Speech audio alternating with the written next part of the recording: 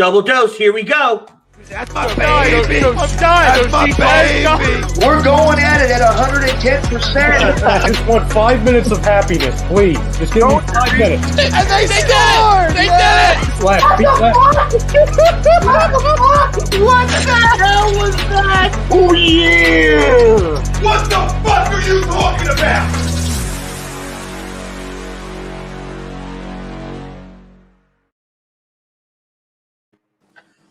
Holy shit.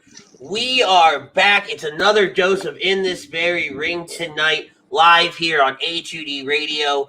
We are minutes removed from WWE WrestleMania Night 2.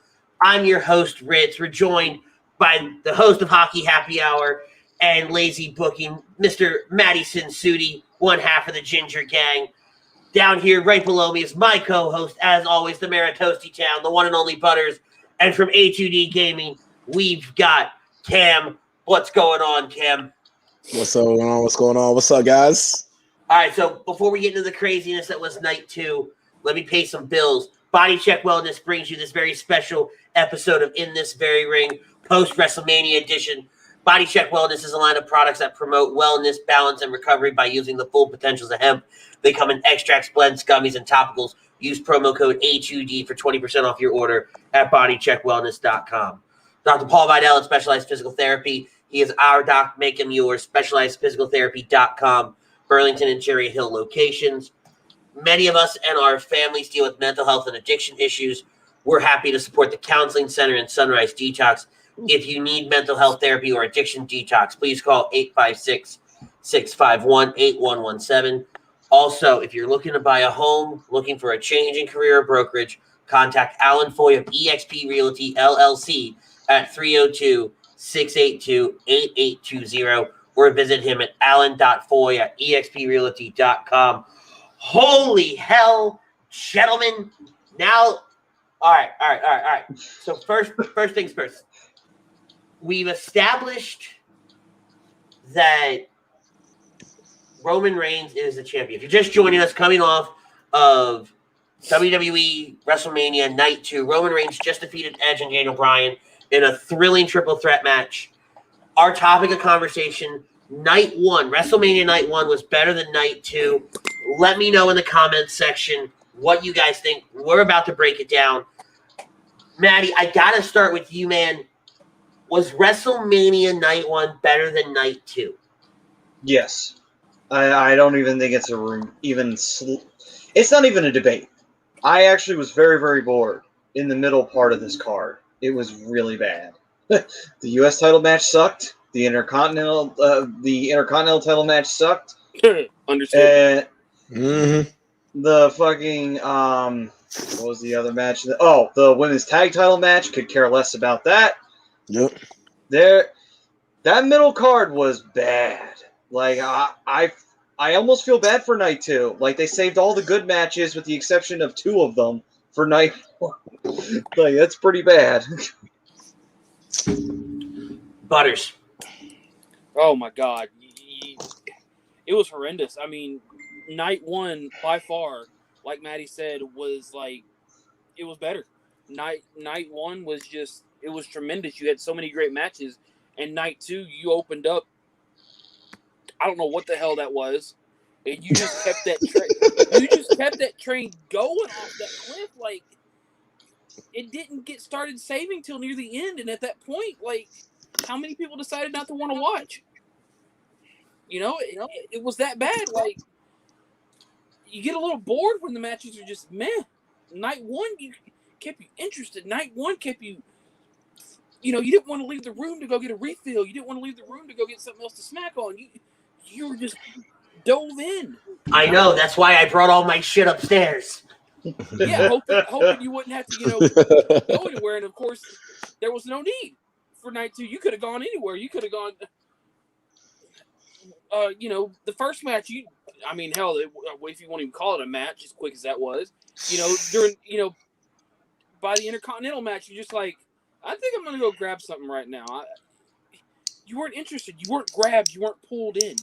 So by far, Night 1 of WrestleMania, way better than Night 2. Cam. I'm right there. I'm right there with y'all, man. Night 2, I still don't get why the whole Alexa Bliss with the whole blood thing on. That kind of like ruined the match for me.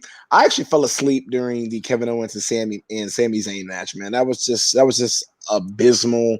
The women's tag match, it had its moments, but it wasn't. I feel like Wait, guys! We have breaking news live from Raymond James Stadium. We're gonna throw it straight to Chrome in the arena. Chrome, buddy, what's going on? Tell me. We need live reactions. What's up, guys? I don't know What's how well good? you can hear me. Hopefully, you can hear me decently. I'm on my way out, but I don't know how you guys. I don't know how you guys felt it went, but it was fucking a lively crowd. Much better tonight than it was last night, and I think the weather had to do with it. Last night with the break and everything, you know, everybody was so hyped when the Superstars, which was amazing, welcomed everybody back. But you know, tonight, kind of having that 8 o'clock start time and getting right at it. Much hotter crowd tonight, much more energized crowd tonight. A lot of Roman boos and a whole lot of split crowd between Edge and Daniel Bryan. But you know, overall, it's always a pretty damn good night, guys. I don't know about you guys or how it came off, but you know, obviously you could see it's wild out here. Well, so your screen froze on us, Chrome. We can still hear you clear as day. Can you see me now? We see you. Okay. Oh, it's you guys.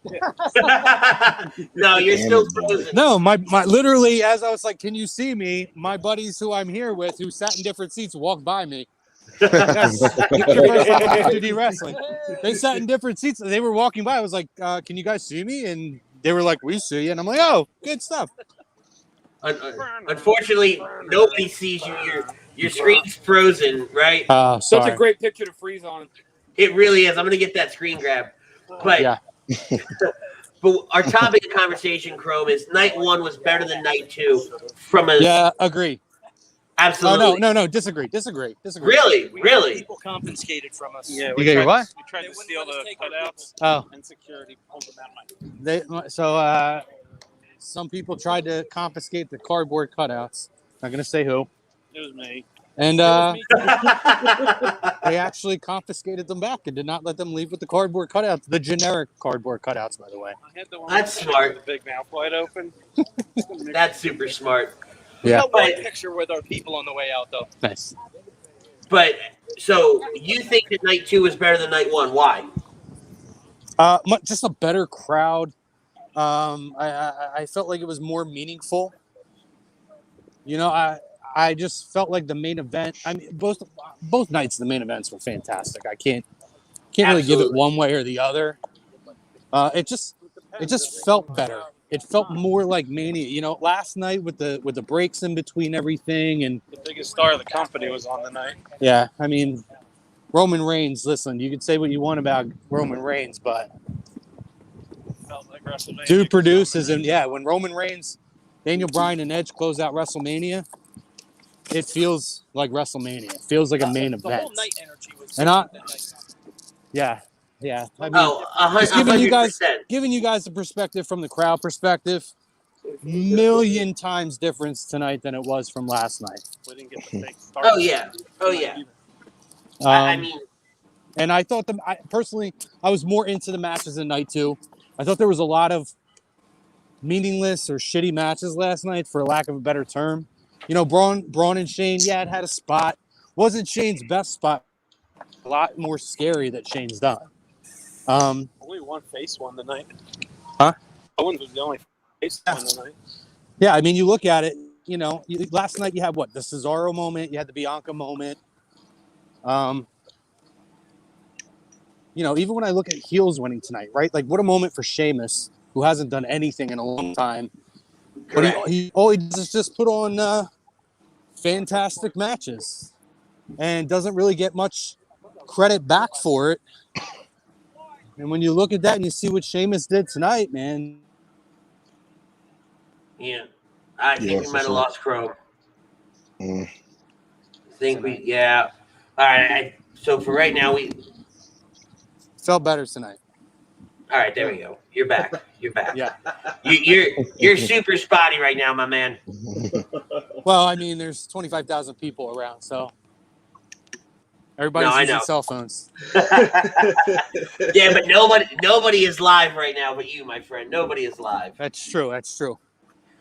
So, all right. So, I disagree. I think that night one was better. I think, because to Butter's point that he made just before you came on here, bro, right? From an energy perspective, watching it at home, it was so much better. So many better matches. You know, obviously the steel cage match was a low point in last night. I think the tag team turmoil was a low point in last night, but thoroughly happy with the way things went. What really killed, I think, tonight for me was the Bray Wyatt Randy Orton bit. I wasn't a huge fan of the way that ended. What weren't you a fan of? The Bray Wyatt Randy Orton thing with Alexa at the end. Let me ask you a question. Did you see that coming? No, don't get me wrong. I didn't see it coming. I thought it was well done, but I didn't think Randy winning there made sense. Now, that being said, though, hold on. This was sent to me earlier, and I dropped it in a group, but I've saved it for this. So, here it is. For those confused, Bliss is... You're good. We're trying to go that way. Bliss is or was the spirit of Sister Abigail. When the Fiend returned to full strength and power, Sister Abigail returned or was given life. The Fiend was distracted because he realized it was her, thus losing the match. So if they play it that way, then I'm a lot more okay. Right, but in the moment... Sorry, I thought I was going to die for a second there. We're good. So in that moment, I if that's the way they go tomorrow night on Raw and in the next coming days, then I'm really okay with it. If it's not the way it plays out in the next coming days, then this makes no sense. The Alexa Bliss makes no sense. The match is a lot weaker. But I will say, for the first time in a very long time, and Butters, you and I watched it together, I have never been more speechless watching a moment in wrestling. I have literally just sat here and went, what? Then the Fiend and Bray Wyatt? Yeah, like the ending caught me so off. The ending caught me so off guard. I think everybody was speechless. What was the question? And I think more they said that. Wait, hold on. We're gonna get consensus in the car here. They said that the most speechless they've ever been in watching pro wrestling was the end of the Bray Wyatt Alexa Bliss match. Like speechless, like stupid, or Like speechless, like shocked? Shocked. They haven't watched a lot of pro wrestling. Right. No. Okay. Speechless, like wow, this keeps getting dumber. Oh no, I disagree with you on that. I thought it was. Sorry, you're gonna hear an argument in the car right now. Clearly. We have a strong disagreement in the Fiend in the car. So go ahead.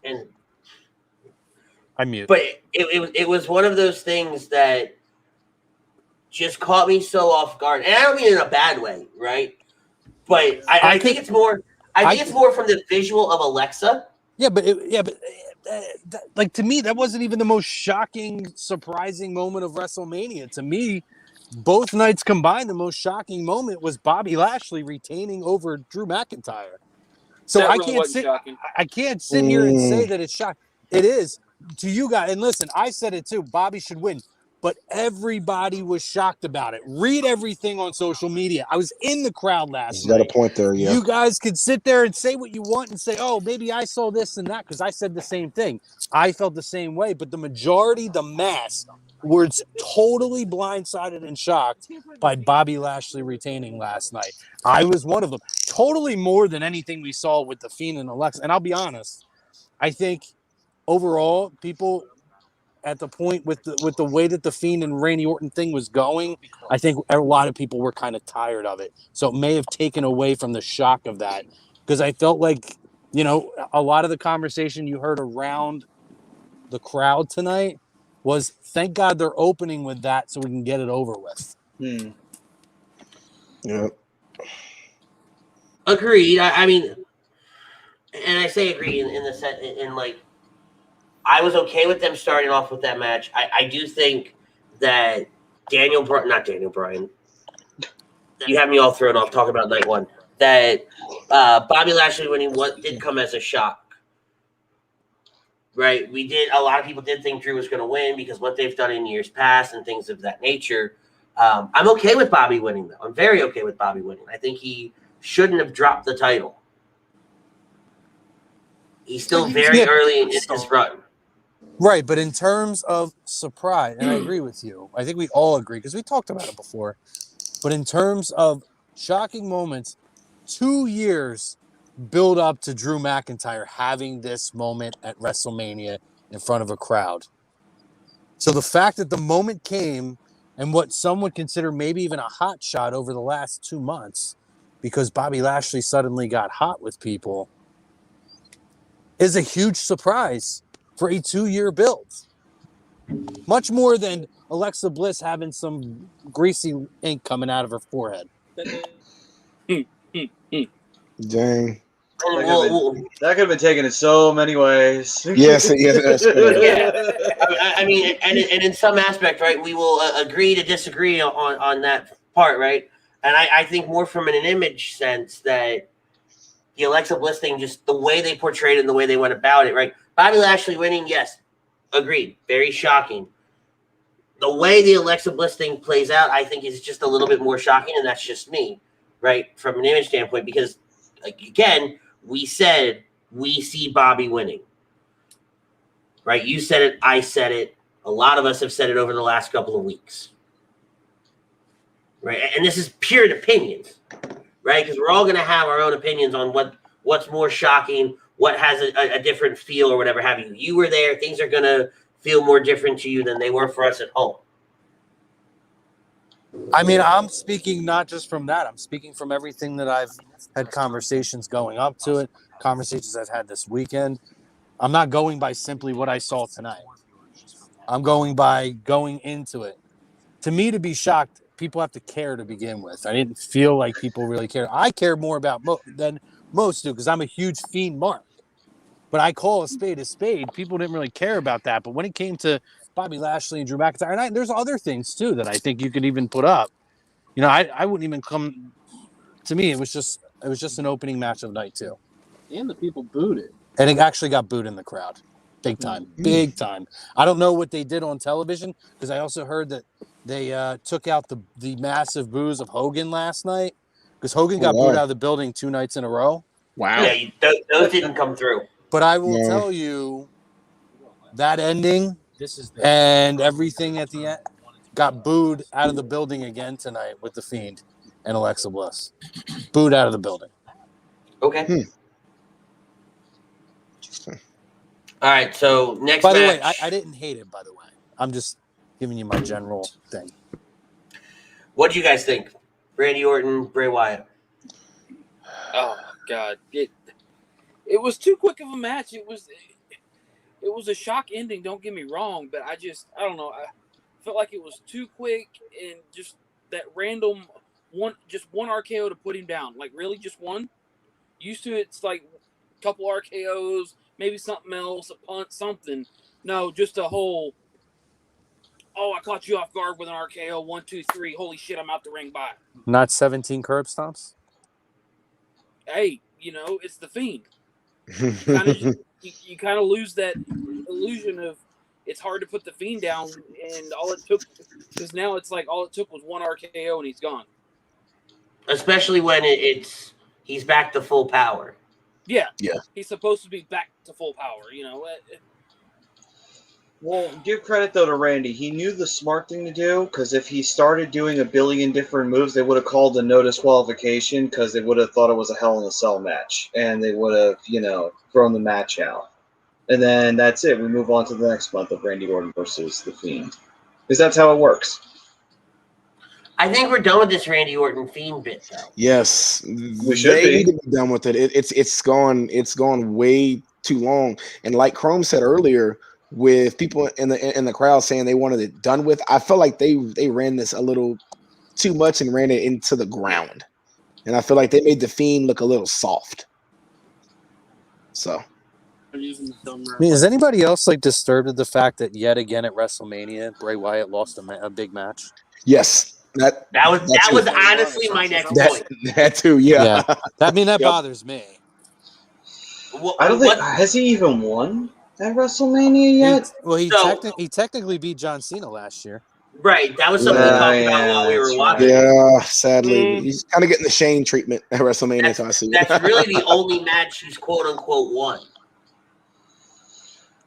You know, and that's depressing. You have somebody that you're investing a lot of TV time and things of that nature in, but when you get to the dance, you get to the big show of the year, you don't let him deliver. Yep. Right. You don't give him the payoff that he deserves for that. Exactly. Even if it's just one damn time, give him a moment. Give him his moment. You know, and you kind of set it up with him, quote unquote. Again, I look at the storyline, right?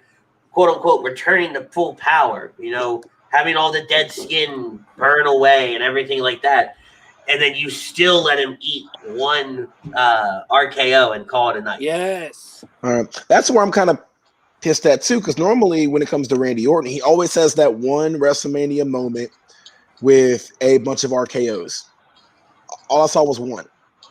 I'm kind of disappointed, but I'm behind that. So that special RKO spot. Yes. Right. Yes. He always has that one special one that everybody remembers.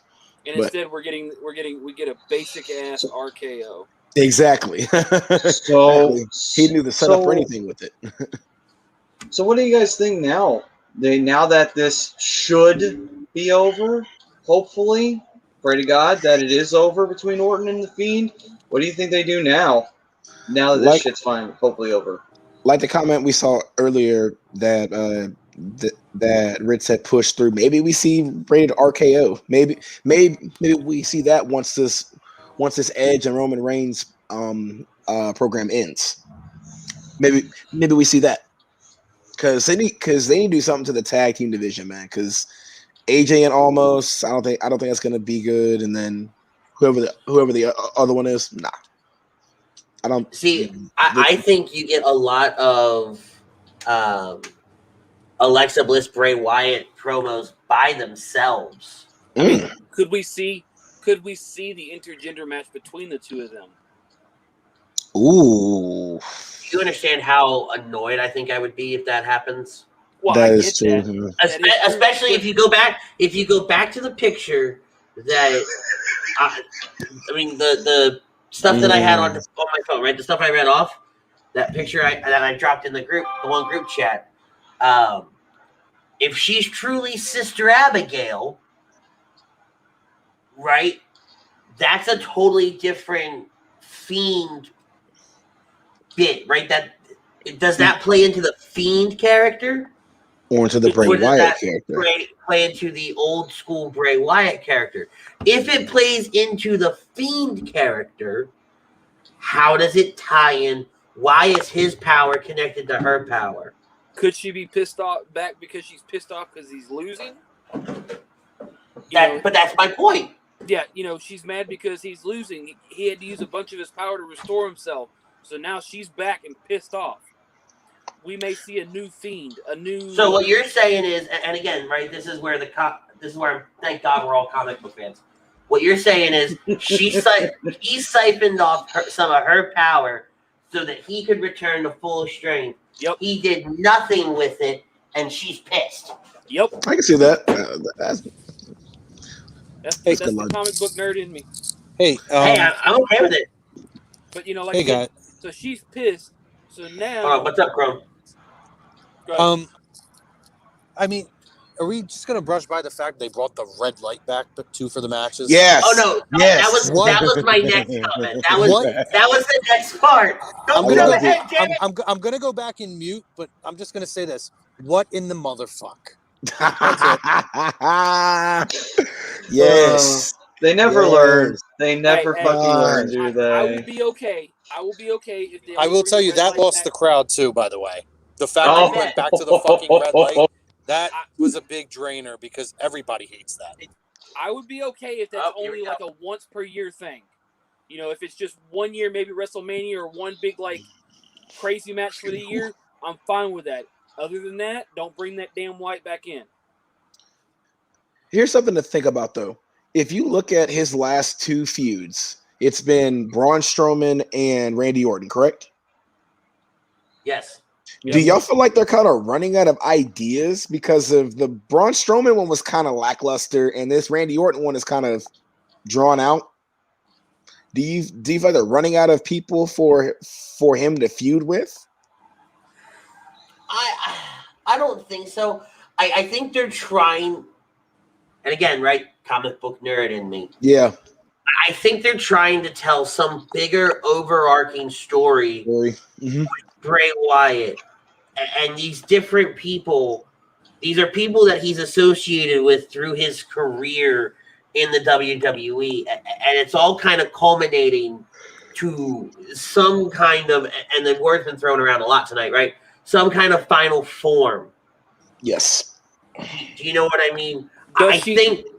Does she strip his powers back to Bray Wyatt, like follow the buzzards Wyatt and say, you know what, earn it back?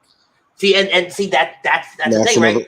I gave you this power. I gave you this power to tap into a darker side of your soul, and you do nothing with it.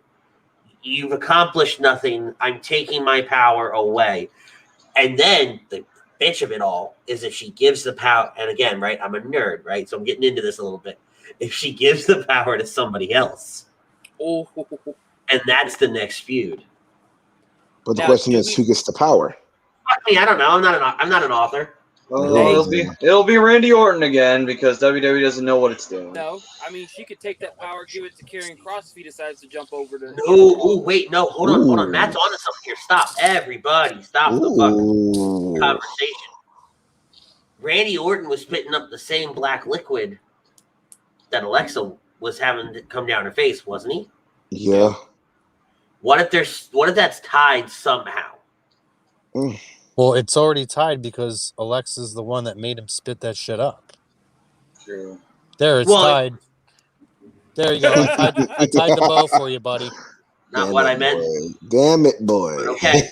All right. But that just confirms we're not done with this fucking food. Good point. Great. I think we're done with it. I don't think that this is going any further. This is going to shift to something with Alexa and with the Fiend. I'm not saying they're going to go at each other, but it's going to go a different direction. I think this is done. Now here's the thing. Do we see the Fiend, Bray Wyatt, recruit Nikki Cross to turn Alexa back to Alexa? Oh, that's a good call because she ain't been on TV lately, so I can see that. You know, she's been wanting her friend back. So who's to say the Fiend? But we're getting far. We got very far away from that. Okay. But also, too, the thing with Bray Wyatt is you don't have the rest of the Wyatt family around. So how do you tie that back into the beginning? So it's just kind of I think they kind of back themselves into a corner with this, and you have to go with typical. Just yeah. So you have to go straight to just him and Alexa Bliss. Yep. You can't have him feud with anybody else now. Yeah, there it is. Bliss and Randy versus Cross and Bray. I mean, time will only tell, right? Tomorrow being the Raw after WrestleMania, I think we're going to hope, I hope we get a lot more that comes out of this. Yeah. Right? Yeah, sure. I hope we get some more answers rather than more questions tomorrow night. So after that, you go Nia Jax, Shayna Baszler against Natalya and Tamina. This match went a hell of a lot longer than I thought it was going to go. The wrong people won, but the right people showcased their talent. It was a decent match. Behind Tamina. It was a decent match. I don't like her and Natalya together, but it's a decent match. I was not invested in this match at all. Right from the very, I literally left and went to the bathroom. I just could care less about this match. Whoa. And I don't care about Nia and Shayna. I feel like it's a waste of Shayna's time. Also, at the same point too, I didn't give a shit about Tamina and Natty at all. I wanted the Riot Squad to win the turmoil, honestly, and I actually wanted to see them face off with the tag champs, maybe even beat them. Why? Because they're a legit tag team, and at the same time, can we please end Nia and Shayna and let Shayna actually do something legitimate? Please. Such a waste of time for me. Maybe her and Rhea finally go at it. Who knows? I would like to see that. You know, it would be nice to see them finally do what they should have done. NXT from that, and then bring it over to this one. So yeah, that's fine. There's been enough time between it, so you know that could definitely work. This whole tag team thing, I could care less about. So, first match, that was a dud for me of the night. Men's, what, you talking about the women's? Yeah. When Natty's music hit, I think before the music stopped, I was already at the pisser. I was still in my seat when her music started. Nah, that was a Sami Zayn match for me. That was that one. God. Yeah, see, I'm kind of in the same boat as Maddie, right? Like, I don't feel like the right people won the turmoil yesterday. I didn't see them putting the titles on Natalya and Tamina. Butters, no matter what you say, I don't see it happening. And I give you credit where credit's due, right? You stand by your Tamina from a few weeks ago, right? You've turned it into a gimmick at this point, right? But I can't get behind that idea of Natalya and Tamina. It's just two powerhouses. I mean, really. Bullshit. I can see the sense in it, right? It's kind of like back when we had Legacy, right? Okay. I mean, I know they're much older than those guys were, but you could look at it and put them together as in two people who at this point in their career are not doing very much, combining forces now to be able to have that run as a tag team champion. So here's my deal, right? What was the point in yesterday and tonight to, it's one thing if they were going to find a way to get Bayley and Charlotte or Bayley and Becky or whoever else on the card.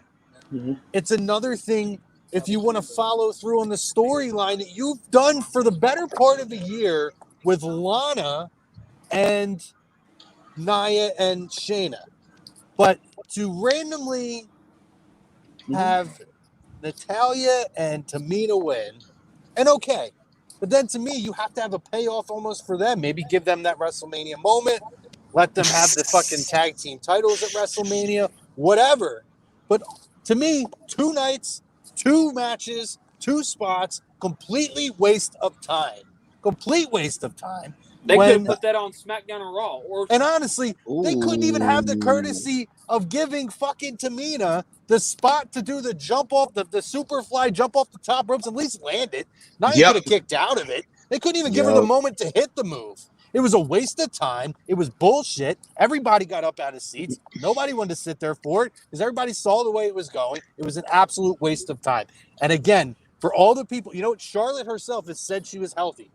So to not find a spot for Charlotte and Bayley, to put Bayley in the spot that she was in, who carried the company over the last year, to do that and have that bullshit that we had to sit through for 2 nights in a row because we got to get people on a card, fuck out of here.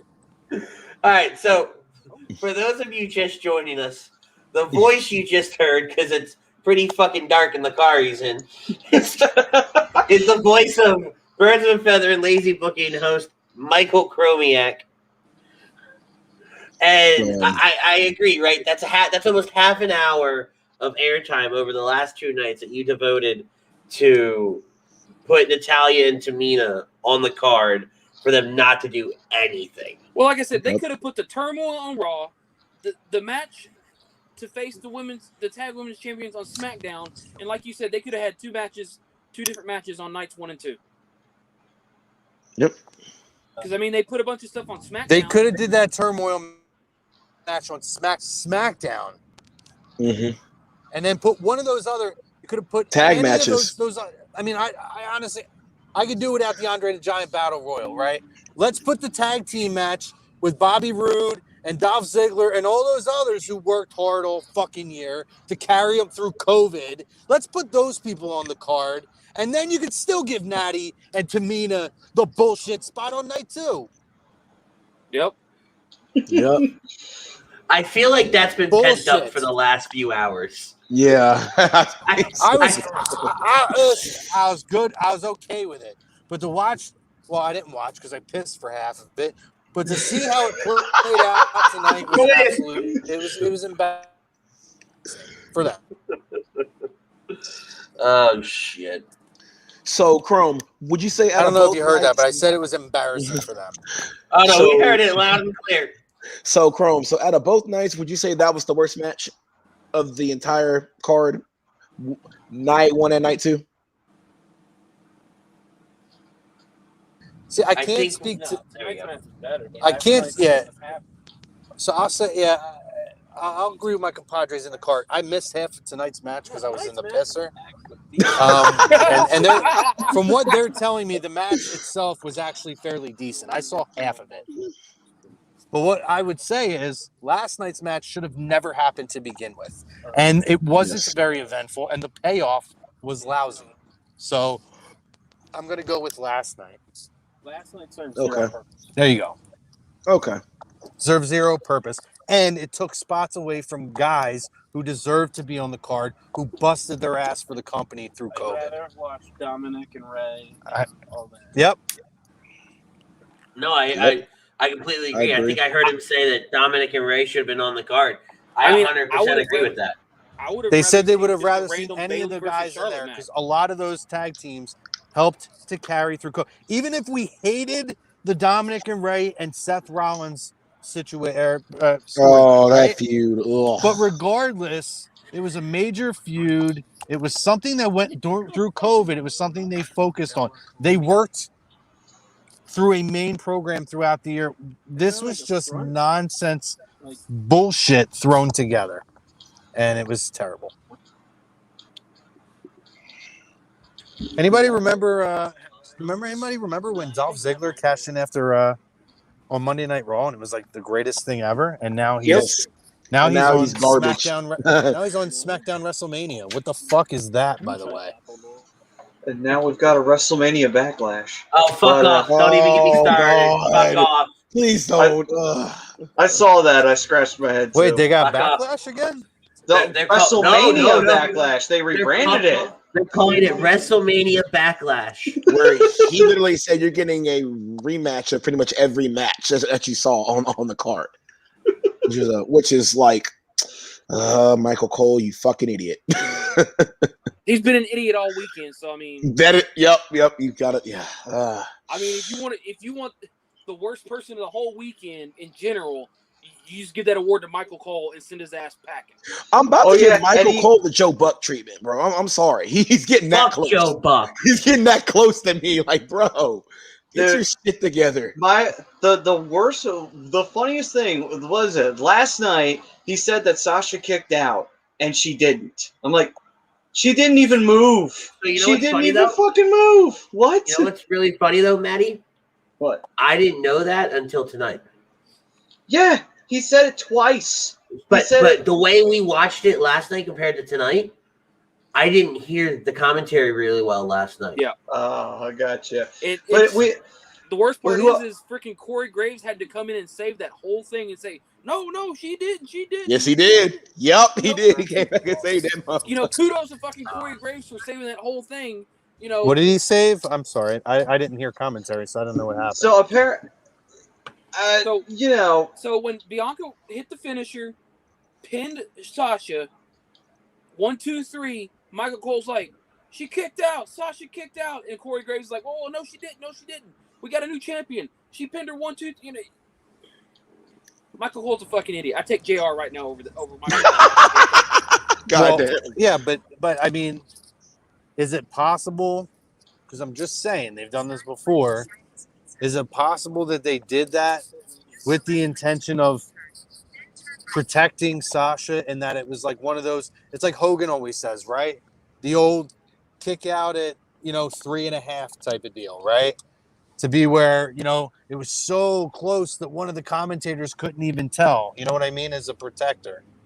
Yeah.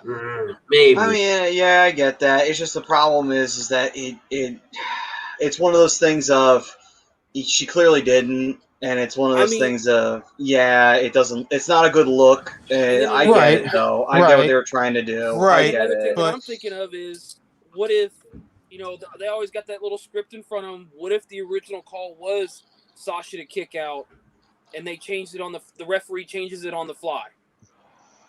They called the referee's ear and said, hey, change, finish the match now. Michael Cole was supposed to say she kicked out. I don't think so. No. I don't know. No. I mean, like I said, they're always reading from their paperwork, so it's like. Yeah, but Michael Cole has, and all right. So here's the thing, Michael Cole is, and I don't know if this has changed, but he's always said that he never wanted to know the finishes to WrestleManias. He always just wanted to go out and call it. Right? JR said the same thing for a while, but Michael Cole legitimately did not want to know how a match was going to end. He just wanted to go out there and call it so that the emotion was real. Yep. Right? And Michael's watching from a screen. I got to go back and watch it again, but again, you get caught up in the moment. I'm not defending Michael Cole, and I'm not saying that he fucked up either. Yeah.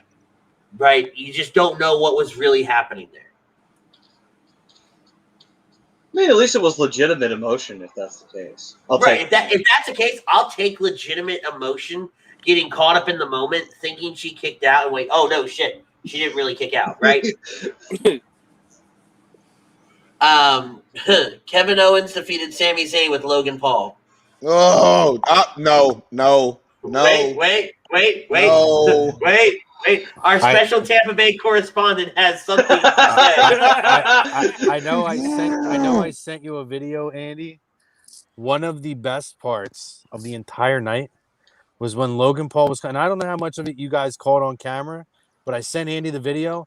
Sami Zayn dancing the entire time that Logan Paul came out was amazing. Amazing. Perfection. Loved it. But what did you think of the match? I thought the match was okay. I had no problem with it. It was what it was. I mean, would I like to see these guys have, an NXT takeover, knockdown, drag out main event match? Of course I would. They weren't going to get that. But for what we got tonight, I thought we got enough. Logan Paul not really being involved in the actual match was a pleasure.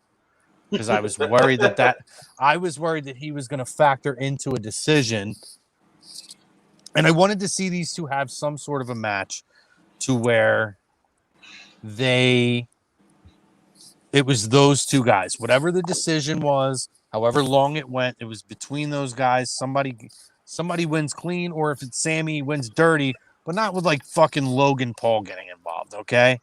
By the way, Logan Paul booed out of the building. I don't know if you guys, garbage. I don't know if you guys caught that on TV, because I don't know what they're blocking out on TV and what they're not. They're blocking out everything. Like they wanted you. They pipe in that stupid canned cheers for the celebrities and stuff. Is that what happened? Yeah. Because I think I sent Andy videos of that too. Completely booed out of the building. I feel like he was just there for celebrity appearance and name only. Pretty much. Which I don't understand why. I think it's because we're old. Boxing UFC is one of these things. I mean, the reality is it's because we're old. We don't understand the whole impact of social media influencers, right? Good, bad, or indifferent. That's the reality. The thing is, I understand the impact that some of these social media influencers have. But what I don't understand is why Logan Paul. The Paul brothers are very, very popular. Yeah, man, they're pretty out, bro. I guess because they don't interest. Like I've watched some of their stuff before. They don't interest me at all. Andy, if they interested you, I'd tell you you're a fucking dork. Maybe that's because you're old. I think that you're a dork, but I'm glad that they don't interest you. You're like a good dork, not like this fucking guy dork. But I will say this though: the best part of that match, because I fell asleep during it. Luckily, I woke up right as Logan Paul got stunned. So that was the best part of that match. So I agree. You saw it coming though. You really did. But guys, if you're checking us out on if you're checking us out on YouTube, make sure you guys hit that like button, hit that subscribe button. Let us know where you guys are watching from, what you thought of WrestleMania. Show us the love, boys and girls. Absolutely. Please. You know, I'm looking at the comments, right? And I don't want to keep putting comments up while we're talking, but a lot of comments are saying that Bray didn't look like Bray tonight. No. He looked like a little leaner Bray. If anything. That's a good thing. I'm just saying. Well, there's some people were theorizing that it was Bo. Bo Dallas. Well, yeah. So Matt Weeks, I literally say that he pops this comment in.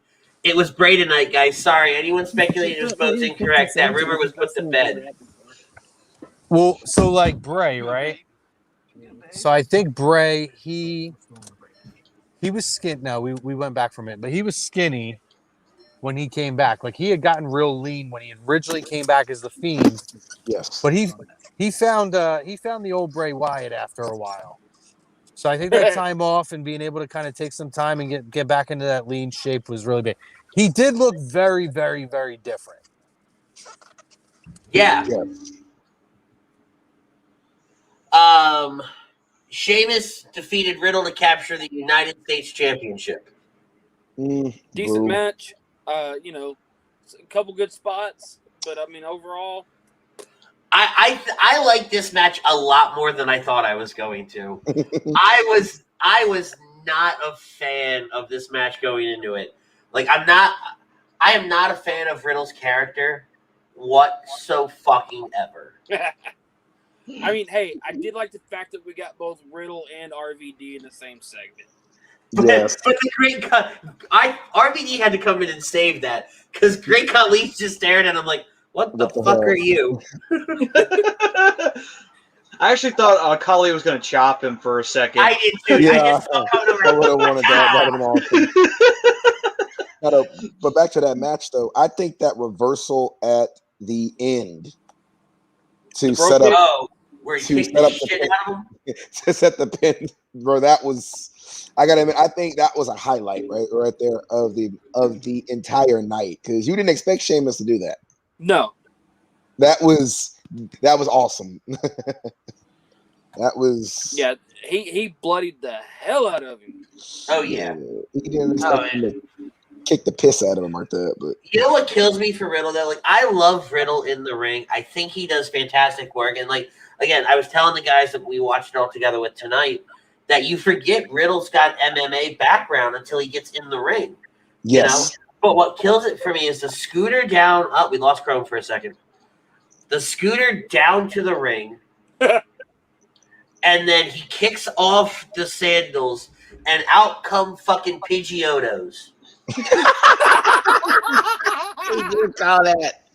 Oh That's my god. Like I'm half expecting one of them to just go, Pidgeot! Pidgeot! Damn. Like the fuck. You got a point there, dog. You got a point because I was like, what? Like, all right, Vince, you've officially lost your fucking mind. I looked away for a second to eat a chip and dip, and then I look up and all I see is fucking pigeons going, where the hell did this come from? And one of them had a goddamn eye patch. Yes, he And a did. pirate hat. Yes. I missed the pirate hat one. Yeah, I'll be honest with you would guys. You say the pigeon? Would you say the doves are worse than the bunnies? I think the bunnies, at least, I can live with the bunnies because of the Bad Bunny shit. That's fine. I can live with that. Plus, it also makes you feel like you're on LSD. But, you know. LSD. Oh, God. Wow. That's good. That's good. You motherfucker. That's perfect. In other news. But, you know, when it comes... See ya. Meanwhile, though, like, I'll be honest with you guys, I kind of went into this match sort of half-heartedly. And the only reason why is because I'm just not really invested in Matt Riddle right now because of the shit that he's been going through, you know? It just kind of sucks. It's like, I want to be into everything he does, but I can't right now. It's like, it's just poorly booked. It's poorly built up. The match with him and Sheamus feels thrown together at best. Because it That started whole over him stupid hitting him with his stupid scooter and everything, which he never did the scooter shit before. This was the first time he brought that stupid shit into play. I'm not invested in this. I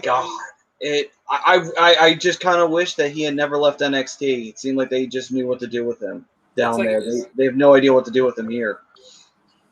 To Andy's point, he's great in the ring. He's a good wrestler, MMA background, great. But the whole "I'm an idiot" gimmick, come on. Like his promos in NXT were actually really fucking good. Mm-hmm. Yes. I was a fan of what he was doing in NXT. And he's almost doing the same thing on the main roster.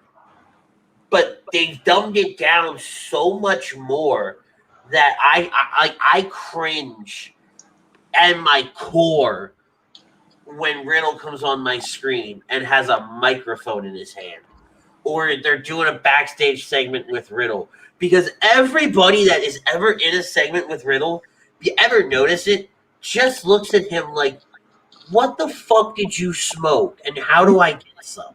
Well, look at what was it a week or two ago when him and Oscar were doing the promo backstage? He forgot his line. Yeah, he forgot his lines, runs off, and apparently Vince loved it. He's like, plays another gimmick. All right, good shit, let's do this.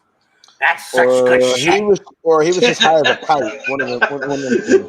Like, Oh my god! It was either good gimmick. Let me just ride off into the sunset and hope it goes well. And Vince It was either fucking good gimmick or he was high as giraffe anus. One of those two, dog. I'm gonna go with the giraffe anus because it sounds like that sounds like something he was probably looking at while he was doing that. And that makes sense why they do the RVD spot with his with his rolling papers. Makes sense now. Okay, that actually got me. I love that part when he pulled out the rolling papers. Like, yes, there we go. There we go. I knew they're going somewhere with RVD and it's a weed. Okay? That was perfect timing. I was like, yes, call it. Yes, yo, I love it. Oh, look, it's James Wilder. Look at giraffe anus.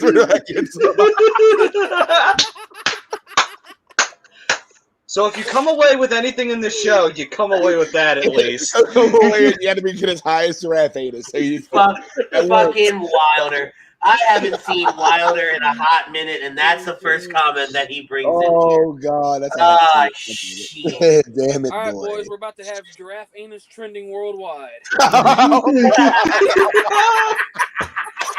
Wow, it'll be the first time I made something trend like that. Okay, relax. Oh my god! Oh wait, I think we got Chrome back. Chrome came back. Chrome back. Chrome missed the Why did he best miss part of that something? one. Chrome missed the best part of that right there. That was. Oh Lord. Chrome, are you back? I'm back. What'd I miss? You missed Giraffe something. anus. You missed giraffe anus is going to be trending worldwide. What did I miss? So we're talking about Riddle, and Cam goes, he was high as a giraffe's anus. Oh, well, listen, I'll tell you this. One of the fucking biggest pops of the entire night, hands down, was RVD popping up during the Riddle promo. I bet. The crowd popped like crazy for that. Oh my god! Oh gosh. I mean, It was everything we always hoped and wanted to see. Just two stoners hanging out. Now all we need to do is just get them to have RVD manage Riddle. Yes, Oh, God. that would be perfect. So you want to know why he'd be the only one that RVD should be his translator for Riddle's promos because no one else can understand what the fuck he means but RVD. In fairness, I feel like it makes sense to have them with the great Khali. I'm sure he's got a lot of aches and pains, and maybe some of those CBDs and gummies will help him out. Speaking of, check out Body Check Wellness, guys. Pay them bills. Use promo code ATV Radio for 20% off. Mm-hmm. And if you are a little, if you're a little bit shy on the hemp thing, they do have THC-free products too, so you can ease yourself into it. Breaking news for hockey fans: Taylor Hall just got traded to the Bruins. Well, that was rumored, and now it has officially come true. Damn. All right then. Okay, I'm leaving WrestleMania. I'm breaking hockey news. I'm all over. Listen, I'm a savant. I don't have a goddamn clue what you're talking about. I am a savant of everything tonight. Let me I'm spell eating this out. Chicken fingers while we're on the ride. I got a lot going on. Right. I gotta spell, hold on, spell this out for Rich though before we get there. So, Pause. Before Iron you do chicken. Chrome, of course you did. Chrome. Did you go off stream to order some chicken tenders? No, we already had them. We were in a very sketchy area though, and my phone had no service. So Okay. Sketchy. I mean, I wouldn't blame you if you went off screen to order some chicken tenders. Everywhere that you went, every corner, every shop. We were trying to find this pizza place. We ordered food, couldn't find it. Everything was closed. Every building was run down. There were no street lights around anywhere. It was real it was kind of scary driving around because there was nobody around. So Cam, Greens Point Mall. There you go. Hey man, I work across from that every day. Greensport is not that bad, bro. As you go farther north now, maybe 1960 area it's worse. I just picked somewhere. Night, bro. You guys think I need my mask? I don't think I need my mask. COVID doesn't exist down here, by the way. Just so you guys. Of course, it's fucking Florida, okay? It's fucking Florida. You got gators walking around and shit every fucking where you go. Come on, now. You got a fucking toxic waste like 7 miles away from y'all about to fucking bust. Come on, fucking Florida. Yeah, we're like in elevators. There's nobody wearing a mask. I'm vaccinated, so it should be okay. I'm really testing the limits. I'll tell you that. Suffice it to say, it was There's nice one of knowing two you, things, buddy. guys. If I don't end up with COVID after this weekend, I'm either this vaccination is the greatest thing that was ever made, or I'm an immortal. One way or the other. Well, I'll be honest, I'm more so leaning towards me being an immortal. So you'll have something in common with Hulk Hogan. Correct. I will be friendly and I will put my mask on though. I'll try to set the example. Lesson in life, everybody. All right, Apollo Crews, Big E in a Nigerian drum fight. I'm not talking about it. No. Fuck that match. No. You mean no, you know what that was? I'll tell you what that was. Do you mean a street fight? Because that's what it was a street fight. It was a You want to know what this match was? I'll tell you what it was. It was that old Good Housekeeping match from '99 where they put the household items around the fucking ring. This time they just put a fucking gong from Japan, kendo sticks from Japan, and some drums from probably not even Africa, from the local fucking guitar center, and just said, you know what? Here we go. This is the Nigerian drum fight set. But yeah. Exceptional. Real talk, though, the drums a little. They could have used the drums. Like, come on. At all. But real talk, I'm not gonna lie. My favorite moment of that match: the bell rings, they both bail, grab kendo sticks, come back, and we're teeing off on each other's rib cages. It's just All right. Now, what blew me was where in the hell did this great value brand Damian Priest looking motherfucker come from? That's a big ass dude, man. All right, God. First of all, you've said it 5 times today. Quit I stealing know. my great value line. That's Bitch. my line. Bro, that's a big motherfucker, man. Yo, Damn. look here, great value, Byron Saxton. Calm your ass down. Okay? That is. What the fuck's that guy's name? The knockoff. Fuck. Babatunde. Babatunde. Okay. That makes it even worse, though. Oh my god. Babatunde.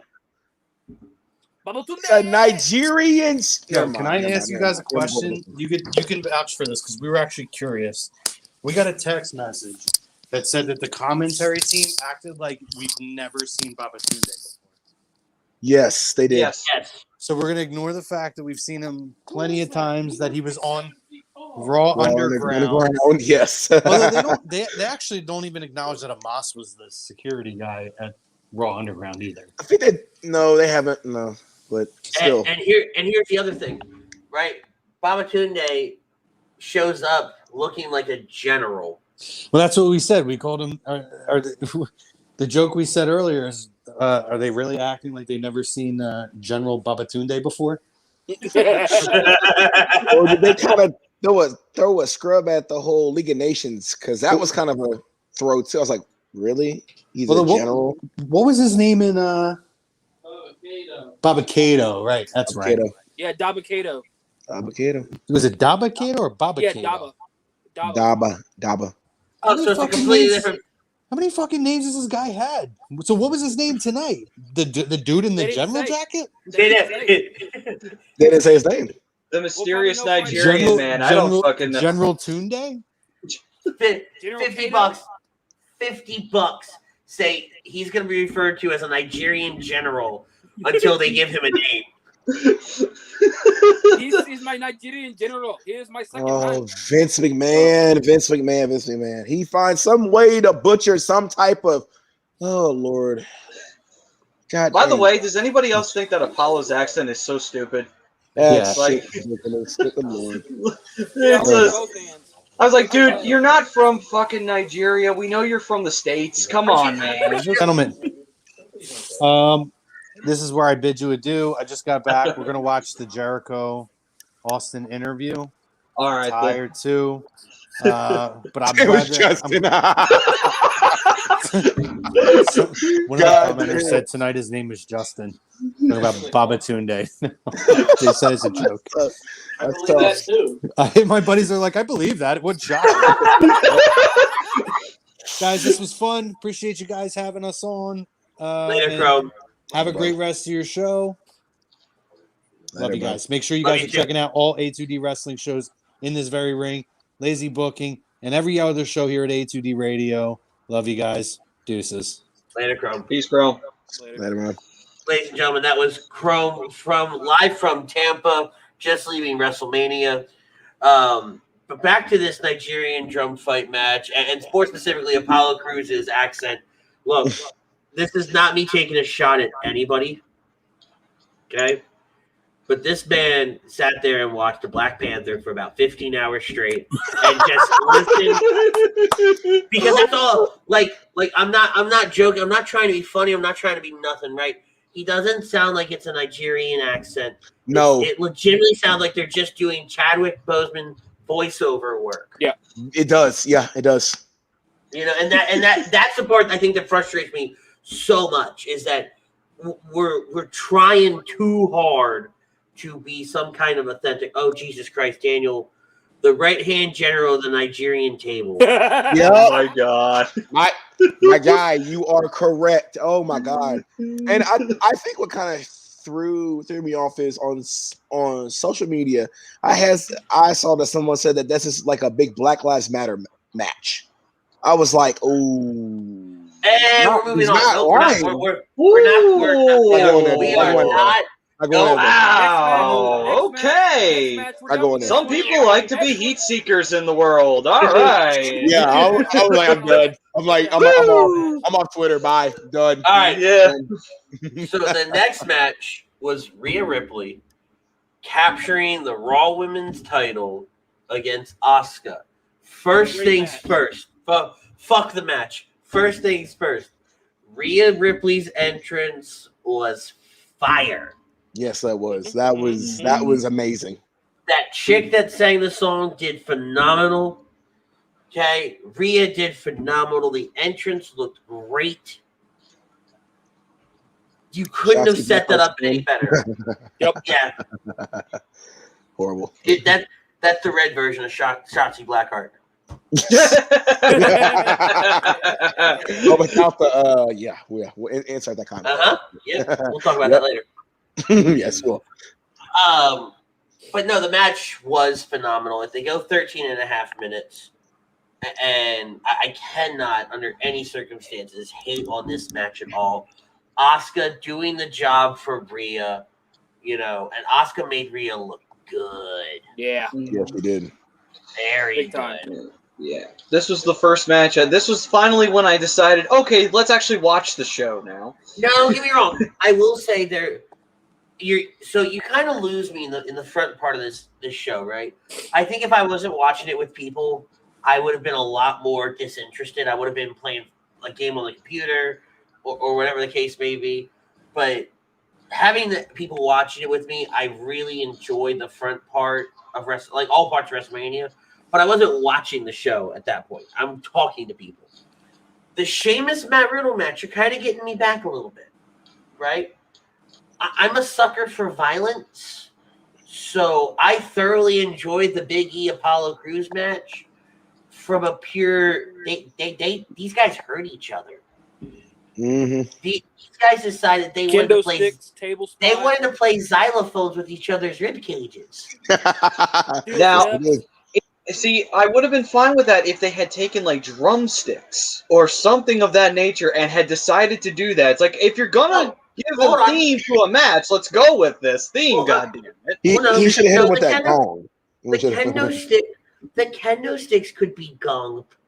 You know, they could be the drums. Yeah, but they're not. But they're not Nigerian. They're Japanese. No, you gotta go full force with this shit if you're gonna do themes. Nigerian drumsticks. No, they're COVID-safe drumsticks. There you go. Okay. And speaking of music, they put you 6 feet apart. Okay, yeah. And speaking of music, I gotta say, Wale kind of doing the whole Big E thing. I get it, but that was also trash. Sorry. I disagree with you. I 100% disagree with you. Now the guy with Wale kind of, I don't know who the fuck he was. I don't care. Right. Same. But Wale's part, I enjoyed it, right? And here's the other thing. Right? Here's the other thing. You can't say it's trash when Wale has done so much for not just the New Day, but for the wrestling industry as a whole. Yes, he has. He has a lot. He's done a lot. If there wasn't COVID this year or even last year, Wale Mania is such a big thing for not only the fans but also the superstars. Like, you go back and you listen to the New Day's podcast. The New Day leave the Hall of Fame at 35 to go to Wale Mania. Yes, before Kofi wins the title, and Kofi gets a huge pop there, right? You know, so I think Wale getting to perform at WrestleMania, like that's it for him, you know? Yeah. So I'm okay with it. Any other thoughts on Rhea Ripley and Asuka before we get into the main event? It's about time that they gave Rhea. So it's about time they really took the belt off Asuka, because I mean, who else is she gonna face right now? I think they were trying to either wait on Ronda or Becky, but I think that comes here in the next couple of months. So, or the next few weeks. So, or spoiler the next alert. day. But yeah, that too. Yeah, I mean, I would like to see, Rhea get a good run with the title. Let's what title on her? Yeah, if it doesn't work out or what have you, but put the belt on her, let her run with it, see what she can do with it, and that's what I'm hoping we're gonna finally see with Rhea here. Hey, pause. Did y'all notice that the top 2 men's titles didn't change, but the top 2 women's did? Yes. Yeah. That is interesting. That is very interesting. Now, here's an interesting thing I'd seen on Twitter earlier. I'd saved it, copied it, pasted it, or whatever you want to call it. But Lance Storm tweeted out earlier. Oh, God. Uh-oh. He put WWE champ, heel. Universal champ, heel. IC, US, Raw tag, SmackDown tag, Women's tag, and the Raw Women's champion, heel. The only face you have right now is the SmackDown Women's champion. It is Bianca. Yep. I'm okay with it. That actually says a lot, though. He put right after all that hashtag nice guys finished last. Okay, that was a nice one. But I feel like with SmackDown, it makes sense because you have a woman that is so you have a face. We all know Fox is very urban, so that kind of makes sense. And then Roman being your top guy in the company, and you're trying to do it big on Fox, so it balances out. Raw just kind of is a shit show to me. Just saying. SmackDown's always been the better brand. That is true. Honestly, Vince tries to tear it apart every year with a draft. and it always builds itself right back up. Exactly. But that's a great thing. Like we're getting a little off subject here, right? But it's no different than when they stripped down NXT and put all those people on SmackDown. Why did they strip down NXT and put all those people on SmackDown? Because they stripped down SmackDown and put all those people over on Raw, right? That's why we always say it's NXT, then SmackDown, then Raw when you look at how shows go. Yeah. You know what I mean? Yep. So it's really one of those things to where SmackDown's the workhorse brand, NXT's the prove yourself brand. Raw is you've made it, you've done it. This is the pinnacle for you. Now go out there and prove you belong to stay here. Yep. Exactly. You know, and I think that's why when we see the shakeups happen the way they do and people move around the way they do, there's reasons behind it. Speaking of that, when is the next shakeup? Great question. Come back, ask me later. Probably somewhere between August and October. I can see it being August, so probably the first part of August. Sometime after SummerSlam. So, with all of that, you know, I mean, with the whole heels and babyface thing too, also we have to remember a lot of people don't really give a shit about heel babyface if they're a smart. So they'll just root for whoever the fuck they feel like rooting for. Exactly. So, which is why I think highlighting that, it matters to like maybe kids and to fans who are just not as, you know, they're not smarks. To smarks, that means nothing. Like however many heels you got or how many baby faces you have, it don't matter because smarks are going to root for the ones that they want to root for at the end of the day. Because they say like, oh, well, Rhea's a heel, Asuka's a baby face. Well, they're not going to look at it as a, oh, well, I want Asuka to win because she's the babyface and I want Rhea to lose because she's the heel. No, they're looking at it as a, no, I just want Rhea to win because Rhea deserves this run with the belt and Asuka's had her run, you know? So it's a different ball game than, you know, when if you rewind the tape, like maybe 20 years ago. If this was 20 years ago and you had this many belts, though, I'd be shocked. Secondly, on top of it as well, having these many heels and only one baby face, that would be really surprising. Even back then, I think it would be more surprising than it is now. Well, then the question is, do you turn somebody face then? And if if you do, who's it going to be? Well, I think Rhea will probably wind up being a face. That's what I'm thinking, Rhea. But then when Becky comes back, because obviously she's probably going onto Raw because you just put the belt on Bianca. And I think Ripley is kind of a placeholder. I hate to say that. Go fuck yourself. I hate to say that though. I'm sorry. I hate to say that. One of them's a placeholder for either Ronda or Becky. This is why you're a Dodgers fan, isn't it? And this is why I want it that way. Now shut up. Go on. I went there. Yeah. Again, I mean, the thing is too, it depends on how the crowd really reacts, you know, honestly. I mean, if the crowd, you know, wants Becky more than they want Rhea. But here's the other thing. And I don't mean to cut you off, Maddie, but no, I got you. This is a conversation as far as who's turning face, who's turning heel. We can't successfully have yet. That is true, yeah. Because we don't know what's going to happen this week. Who's going to come back? Yeah. If people come back, where do they go? Everything's speculation right now, right? Mm-hmm. So until we come back, you know, and we're not doing a show next week because of the Montgomery County cook-off here in Conroe. So there will be no In This Very Ring next week because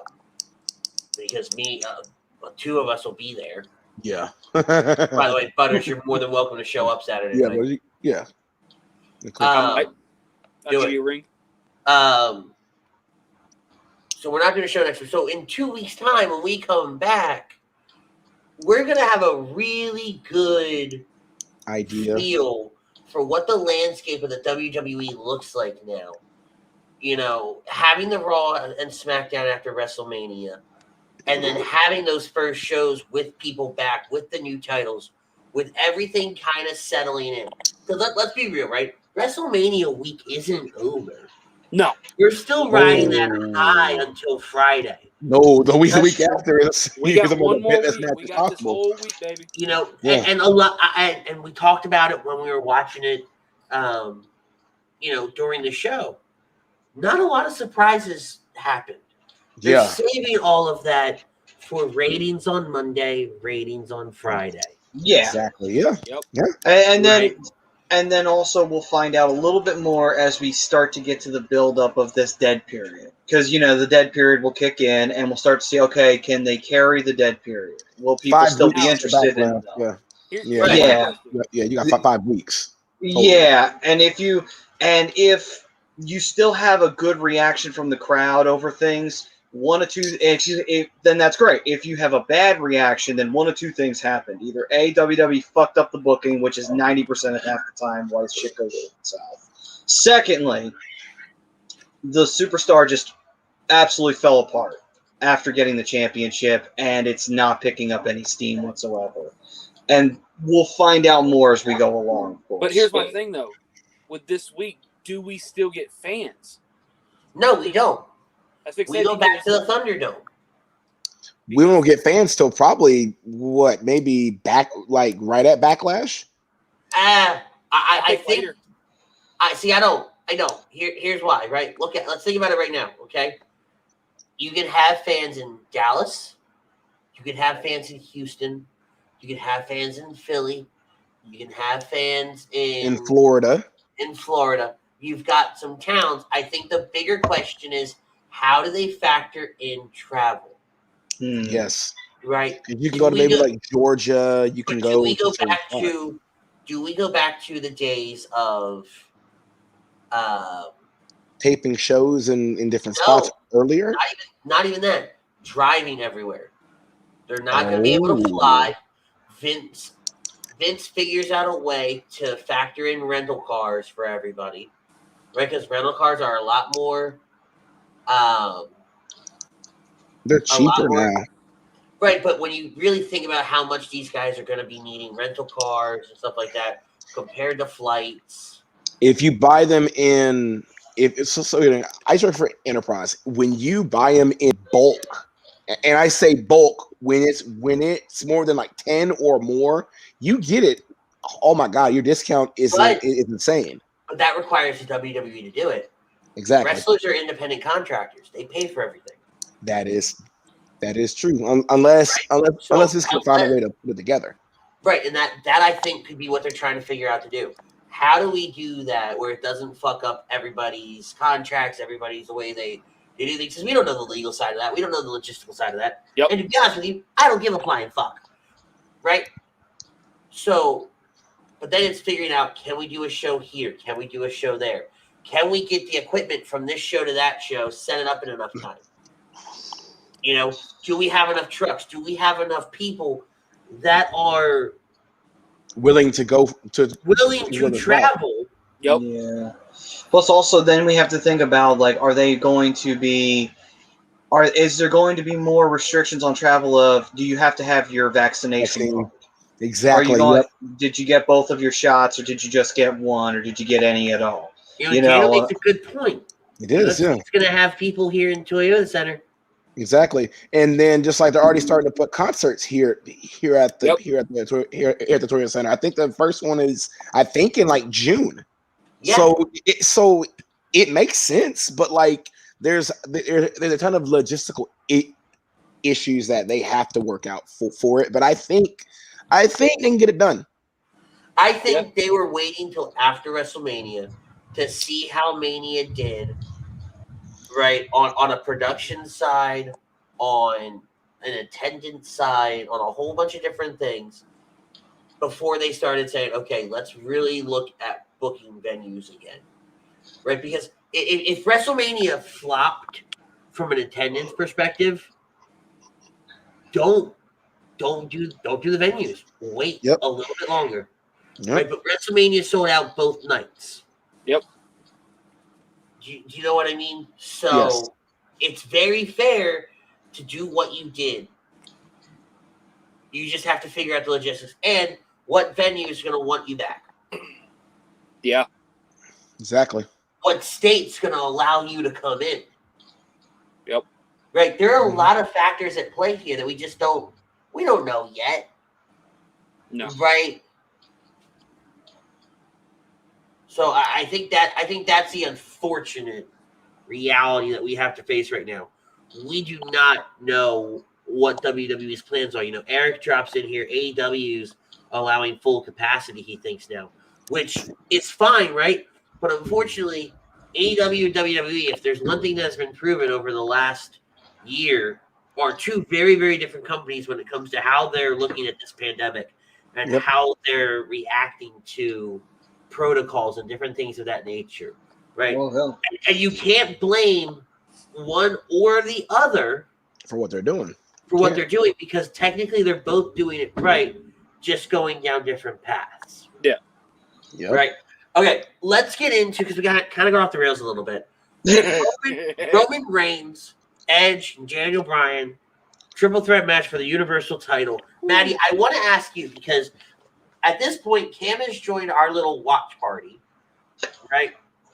And when you watch this match, does Paul Heyman seem like a different Paul Heyman to you?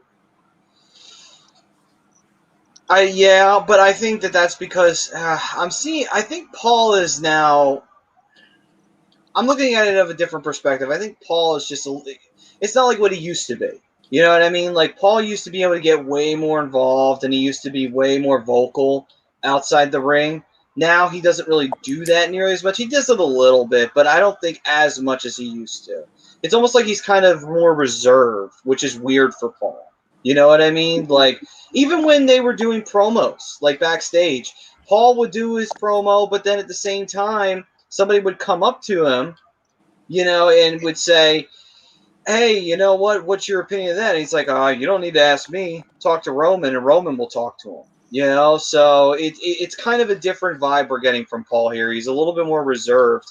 And Daniel does bring up a good point. There's more reactions from him than him, like screaming at the top of his lungs and yelling and slamming on the mat and doing shit like that. That was Paul that you used to see all the time, Let me tell you how I watched it. Okay? Hold on. Brodo's got a question for you, Butters.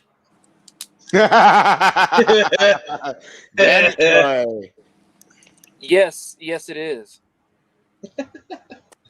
You got 2 stitches back there fucking, huh?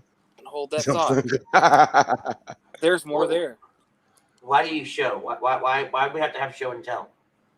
That's concerning. He didn't ask. He just asked those Lelos just behind you. But all right, so let me tell you how I watch Paul Heyman, right? Go back and watch the match. And I want you solely, Matt, any chance you get, watch what Paul Heyman's doing. Yep. Right? Mm-hmm. Because everybody that we watched it with all got on the bandwagon of Paul Heyman's not watching Roman when they walk down to the ramp. No. He's watching the title. Eventually when he's got the title held up, Paul's eyes are dead on that title. And as he brings it down, they're on the title a little bit, then they laser up to Roman. They get down to the ring. Right? And he doesn't get involved in the opening, with Greg Hamilton. He doesn't do certain things for Roman. He was playing a very different Paul Heyman in those regards. Like, just go back and watch how different he is. I feel like I saw a swerve coming. I had everybody on the bandwagon with me. Brian, the same, right? He goes, Andy's reaction was causing me to have a panic attack while watching Paul Heyman. I made Brian think something crazy was about to happen. Because, hold on, Butters. When you watch Paul is a great storyteller. He is. Yep. And he does these subtle things all the time to kind of say something's about to happen, to try to throw fans off. And what he does tonight, more so than any time he's been with Roman, had me really sitting here going, you know what? I've said on this show, and every wrestling show I've been on for the last four weeks, that there's no way that big, bulky, dumb bitch Brock Lesnar is going to show up at WrestleMania. But you know what? The way Paul's acting right now, he may screw Roman out of the title. Because Brock's on his way back. Do you know what I mean? Yep. I see where you're going. Then I'll be honest with you. If that's what they're going to do, that is a huge mistake. Because then what you're going to do is then you're going to turn Roman babyface again, and no one's going to want to cheer for him again. It's just you're going right back down that fucking can of worms. Right now, I feel like, you know, Brock winning the championship again doesn't bother me as long as it doesn't sacrifice what you're doing with Roman right now. You know, because complete side note, having this cooler up here with the jugs of tea in it was such a game changer tonight. It's been fantastic. Oh my god! I just personally don't see. Again, like I said, I don't mind the idea of Brock winning the title, but I don't like the idea of it being where he would then screw over Roman, because I feel like that's not going to have the result that you want it to. Because no one's going to ultimately, in my opinion, the Smarks are never going to 100% accept Roman, and they're going to stay very, very vocal about how we just don't like Roman. And it's just how it's going to continue on and on and on. If you're going to screw Roman, right, because Paul Heyman will get cheers no matter what he does. True, good point. Right? If you're going to screw Roman, you screw him in a match with Edge and Daniel Bryan. That would actually be interesting, but, you know, they didn't do that tonight. So no, they didn't. And don't get me wrong, in hindsight's always 20/20. I'm glad they didn't. Right? But if, and we always throw the what if around when it comes to WWE. If they chose to do it, tonight was the night to do it. I mean, because you had two people in that match that could have take in different directions, two very, very different directions with it. Keep Roman a heel through it all. Go ahead, Butters. You know, you look at Paul. You look at, if you really know how Paul Heyman is, I mean, hell, he could have been trolling the hell out of us. That's where. You know, and you listen to some of those interviews with Paul Heyman, you listen to some of the stuff that he said, stuff he's done, you almost think he's trolling the hell out of us. But then you also think about it, you've got a potential Brock return. He could be setting up, you know, everybody's looking at Heyman going, what the hell is he doing? Why is he doing this? And then he keeps doing it night after night. Or he could be doing it, you know, Friday night, and then all of a sudden you hear that music, whether it be Brock. Or hell, for all we know, the big swerve could be Jay teaming up with Heyman going, I'm taking his ass out. Yep. So I'm going to look a little bit deeper in this case. Remember, Roman is kind of bad when it comes to shooting his own promos. That's why they put Heyman with him. I feel like with them kind of, I would say they're letting Roman kind of run his promos more. Maybe they're just taking a back seat to it. But who knows? Because like I said, Brock is supposed to be coming. It's supposed to be coming back soon. You got all this other stuff going on. So who knows? Or maybe he's letting Roman just handle his business. I mean, honestly, my opinion of that whole idea is like, if that's where really this is leading to, well, for one, it'd be the 4 billionth time we've seen Brock versus Roman. Exactly. God. Secondly, has brought in the Fiend going. Yeah. Secondly, Butters. if you're trying really hard, if this is another attempt to try and turn Roman babyface to see if he'll finally get cheered, I'm going to tell you right now, you're wasting your fucking time. It's not going to happen. I don't think if Paul screws Roman doesn't go back to being a babyface. Which is fine. I would be fine with that. I think Roman would go more neutral than anything. Fuck that. You can't even do that because people will just shit on him anyway. Leave him heel. That's how he would with the Shield. Leave his ass heel. He is the perfect heel character. Perfect heel character. You know, and who was to say that if Paul turned on Roman, that he didn't side with like Daniel Bryan or Edge? And again, we talked about it earlier when we were talking about the Bray Wyatt overarching story, right? Paul Heyman's the grand mastermind. You know, the mad scientist, the evil genius, right? What would you rather do? You'd rather set up Brock Lesnar to come back and beat, Edge, who isn't in his prime, right? He's ripe for the picking. Or Daniel Bryan, who's at the end of his career, ripe for the picking, rather than Roman Reigns, who's at the top of his game, putting on fantastic matches in peak physical condition. If you're, the evil scientist, right? You want to go for the weaker link when you're bringing in your monster or your beast in that matter. And again, right, that's me playing kayfabe. You know what I mean? Obviously, and plus there's two things we haven't seen. You haven't seen Brock and Bryan. You haven't seen Brock and Edge.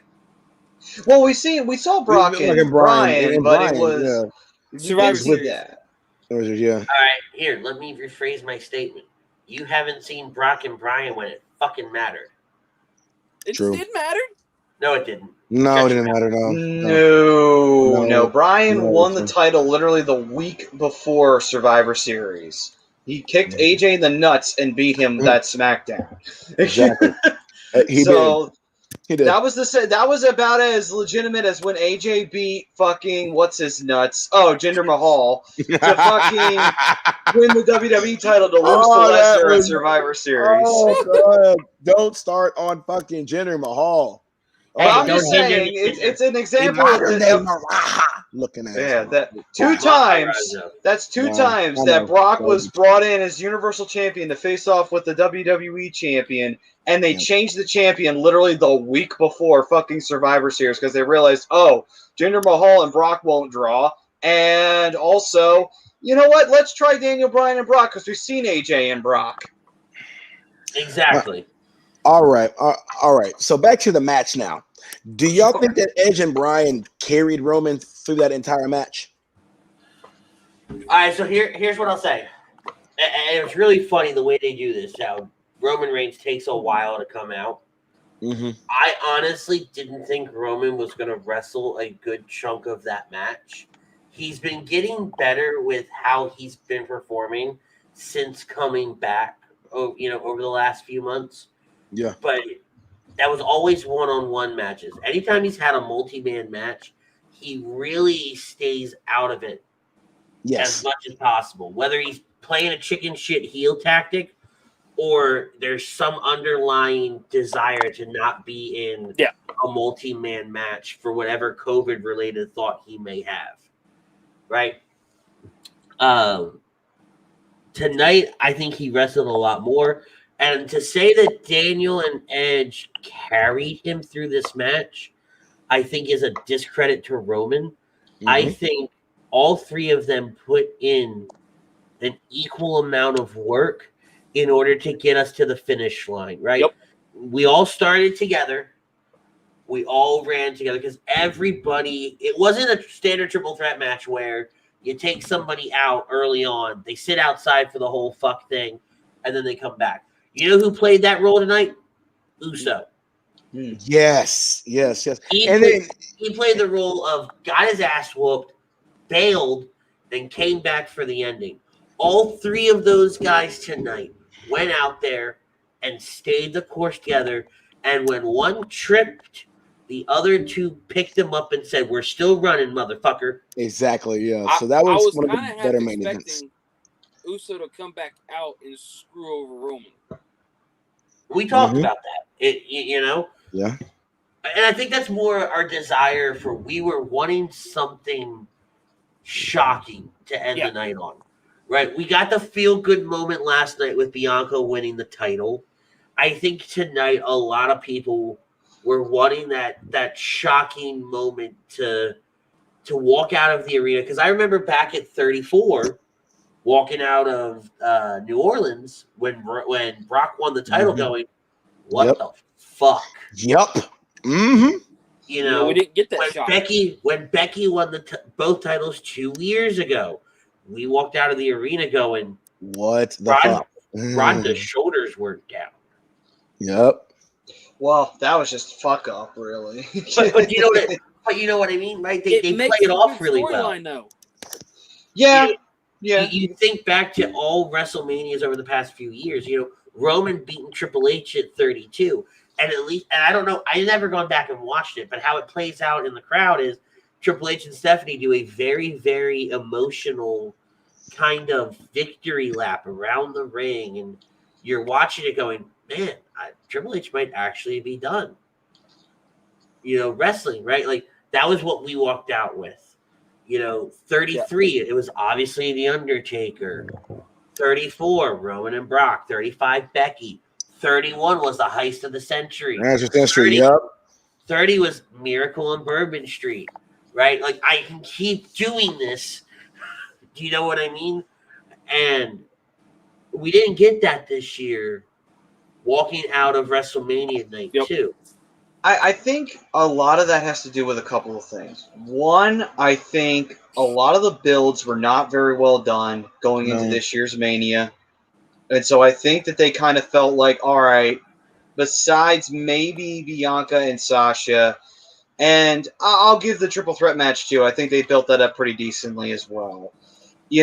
For the most part, everything else has been kind of just thrown together last minute. Some things had a few more weeks to build. Some things had about a month, but it kind of felt like just a normal pay-per-view. It didn't feel like WrestleMania in a lot of ways. And I think that may have something to do with it, and I think that's a lot of it's because of two reasons. One, they had a situation with the WWE Championship, which didn't help anything, where they knew they had Bad Bunny coming in, and so they couldn't use The Miz to steal a title and then hold it into WrestleMania because he was going to have that match, which I think probably would have given that match a little bit more zip.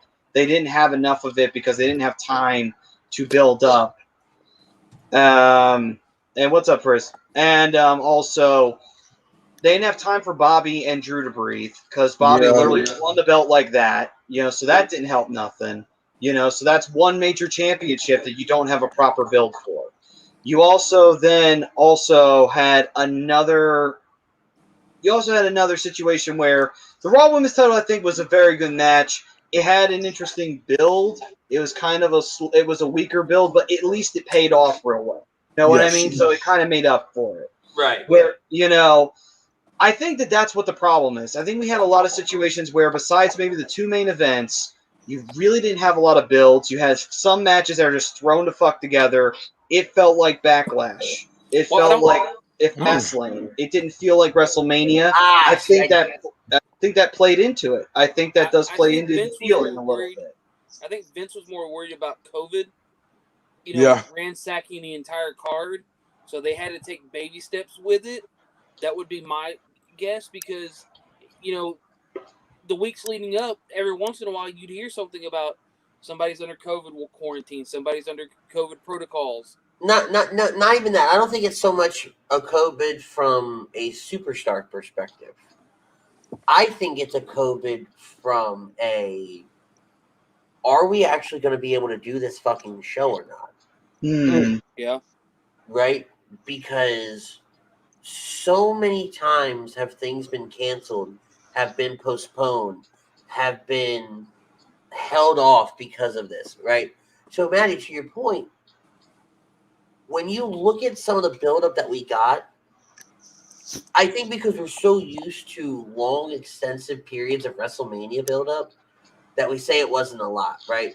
I think Bad Bunny, Miz, Morrison, all that, I think that was great build. Right. Oh, that was fine. Yeah. We used what's it called? We used The Miz to help transition the title off of Drew onto Bobby while we protect Drew. We backdoor set up Bobby and Drew in that all in 30 seconds. Right? You backdoored Bobby and Drew. You gave Drew Sheamus just to kind of make sure Bobby could do the job, all while knowing in the back of your head it's going to be Bobby Drew at WrestleMania. Yeah. Right? And you knew you were going to get Bad Bunny and The Miz at WrestleMania. Right? So all of that was happening all at the same time. I think the better build and I should say the better build. I think the best build might have been Big E Apollo Crews. It was consistent. You had Apollo. Hold. You really think what? From a build perspective, shut the fuck up. You have Big E win the Intercontinental title, something that Apollo couldn't do. Apollo get pissed and turn on Big E. Every week they have something. You get a new Apollo, and every week we're going back and forth in some aspect, and we're furthering the storyline. Right? We're not taking a step back. We're not focusing on somebody else. The focus every week was Apollo Big E. And it paid off with Apollo winning tonight. Right? Yeah, you got big motherfucker come out and you know, you have to have Apollo win in a chicken shit way. That's going to be his new name, Big Motherfucker. That is a big motherfucker. Good Lord. You know? But Big time. that I'm okay with that in the ending because the match was set up to allow for that to happen where he still got where Apollo still gets the title. Rhea and Asuka had a great build for what time limit they were given. And they don't, and because those two names are so cemented in the women's division and what history they had back in NXT, that build did itself, right? Yeah, you could get away with a Just shorter. walk across the screen with some kind of four-legged Yes, he animal. did. Don't know what it was, but yeah. Damn it, Cam.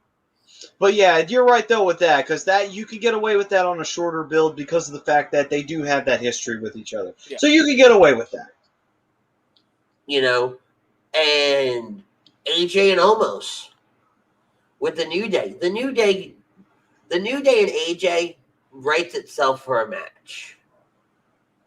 Right? Throwing in Omos as an enforcer, you know, gigantic motherfucker who palmed the title belt. Again, he walked across the screen with another four-legged animal. How many four-legged fucking animals does this man have?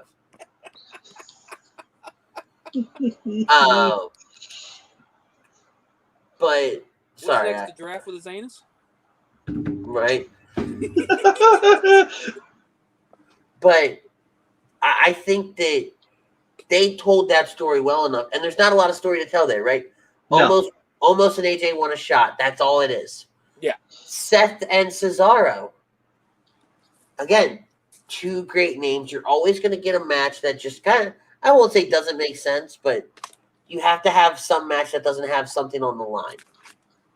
Well, yeah, you don't need to have every match be a title or something like that. I mean, Pride, it should be good enough for certain wrestlers, you know, or certain kind of matchups. This one's a good Pride matchup, honestly, you know.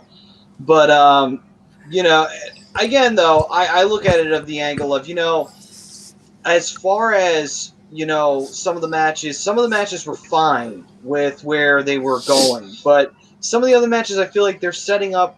It was almost like this was like the setup match for something down the line. Yeah. Which is weird because it's WrestleMania and that's not really how Mania is supposed to be. Mania is supposed to be tying up what you needed to finish up to build up for it and then start fresh moving forward. And I don't know if I said it last year when we did our round table or if it was the year before when I was in the studio with you guys up in New Jersey. Might have. But one of the things, I look at WrestleMania different now. Yes, you're going to close your major storylines at WrestleMania. Mm-hmm. But some of these secondary storylines, some of these, you know, lower card storylines, my man just went and got himself some Kool-Aid. Oh. It was not Kool-Aid, you asshole. Damn. Oh, my God. Oh, okay. Adult Kool-Aid. How am I You just supposed wanted to a Kool-Aid joke. Come on. Good Lord. How am I supposed to know? It's great drink, okay? Look at my shirt. Great drink. First of all, that bottle said cranberry. Yeah, it's cranberry juice, okay? How was I supposed to know you're a 65-year-old white man drinking cranberry juice at 12 o'clock at night? Wait a minute. Well, that works too. There you go. Yeah. Andy, are you saying you're a 65-year-old man? Because I can believe that. Oh, thank you. Since Chrome's not here, somebody had to pick up the slack. but you know what's funnier? Butters Look is at the older than all hairline. of It us. works for him. Hold up, though. Butters is older than all of us. 35 years old, gentlemen. So, if anybody's pushing 65, it's Butters. Damn. At least he wears it with pride. I mean, Actually, honestly, you know, so many people would have been just so mad and just like pitching a bitch right now, fucking throwing shit. Butters is the only one of us in his 30s.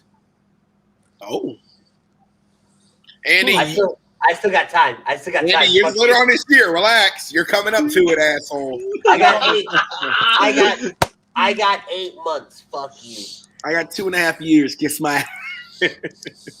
But anyway, right? Like, God, I totally lost my train of thought. Oh, the chat's going. But it's only 35. Holy fuck!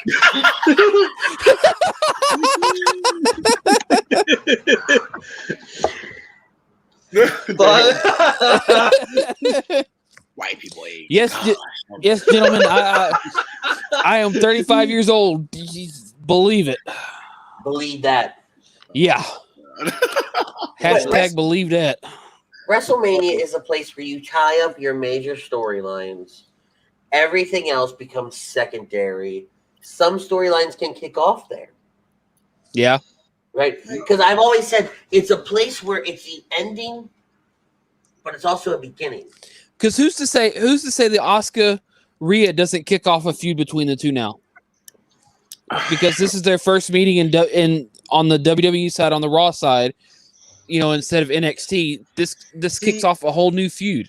See, the way I would book that too, if you're gonna go that route, honestly, I would kind of try to keep Asuka and Rhea apart until like a SummerSlam. And the reason why I would do it that way is because bigger show, let's have the bigger match on there. If you're gonna make it like a trilogy or something like that, you can do it where you can have that big second match at SummerSlam set up for another match down the line. You don't have to just 1, 2, 3, boom, boom, boom, 1 month right after the other. I feel like that would kill that, out of the gate, and you don't want to do that. But then, how does that play into with so-called big returns that we're supposed to have? How does that play in? Well, again, though, that's it. That would be if the case is that you don't have them. I'm just throwing that out on the fantasy side. That doesn't necessarily mean that would throw everything else into a different tailspin. We'll have to see how that goes. But we don't even know yet. We don't know. Yeah, that's true. I can, as far as keeping Rhea and Asuka apart, it's very easy to do that with your returns. Yes. Right? Yep. It's incredibly easy to do that with your returns. I mean, Asuka, because honestly, Asuka can not show up to TV this week. Yeah. Who's to say Charlotte doesn't show up and said, "Hey, that was my shot." You know, hey, we did it last year. You want revenge? Come at me, bitch. You know, hey. I think somehow they're gonna try to bring in. Actually, you know what? Scratch that. Not even. I don't want to open that can yet. Yeah, we're not opening the can. Well, wait till after this week. So, final thoughts on WrestleMania. We're gonna go around the horn. So, guys, we're gonna start with Maddie. I want final thoughts on WrestleMania, and I want a bold prediction for the week after WrestleMania. What's going to happen between Raw, NXT, and SmackDown, right? This is the week after for all three of them. First night on Tuesday. Maddie, we're going to start with you. Did Maddie freeze? Holy shit. All right, Butters, we're going to start with you because I think Maddie froze. Okay. So he looks like he's there. Yep. So bold prediction. Let's start with Raw. Raw, I'd say we get a Becky or Ronda return. That's Raw. I don't need all 3 nights. I just give me, I know. Well, my bold predictions for the week. Kind of, I'm not going to include NXT because there's nothing really there right now other than maybe Taya. But let's say SmackDown, we get a big bold return. You can hate me all you want, but CM Punk teaming with Paul Heyman again. Take on the big dog and Roman. Okay. All right. Ooh. Okay. Okay. What do you think of WrestleMania? WrestleMania as an overall, good year, good, great. You know, yes, night 2 was a little lackluster compared to night 1, but overall, you know, the Roman match kind of saved it. Sheamus and Riddle kept that up going. Rhea, Asuka. So overall, as a whole, great show. I'd give it about a 7.5, 8 out of 10.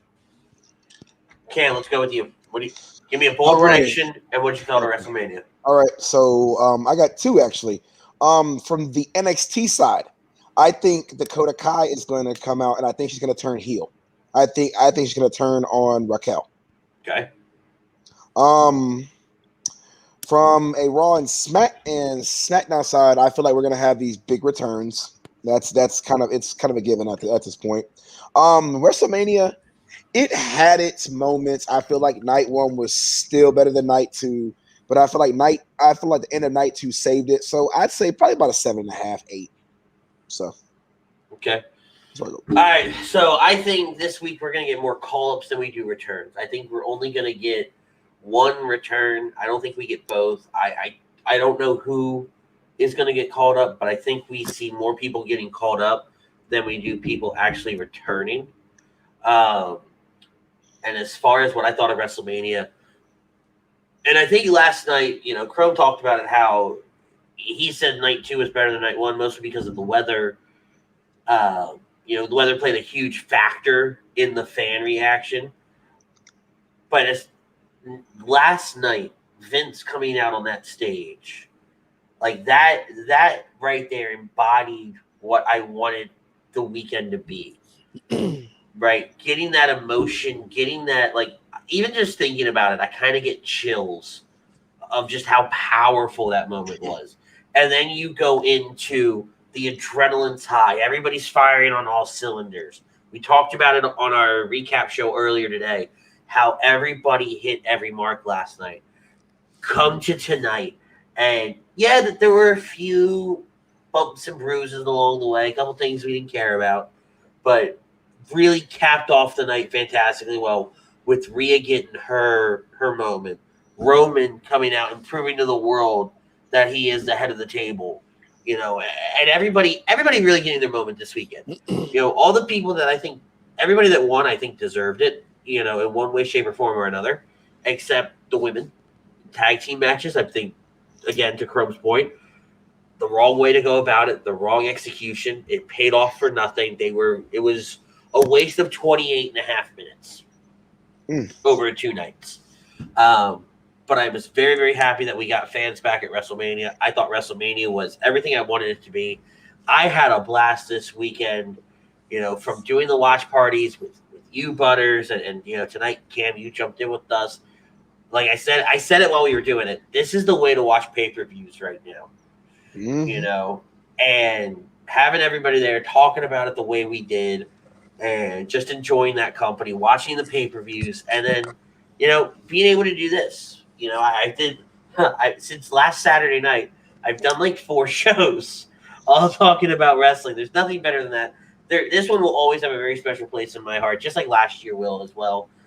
You know, so I think this one overall, the experience, the wrestling, the moments, everything, a very, very solid 8 out of 10 for me for WrestleMania 37. But guys, great show tonight. Hell of a lot of fun. Cam, thank you for joining us. Guys, make sure you check out Cam and Donovan this week on HD Gaming.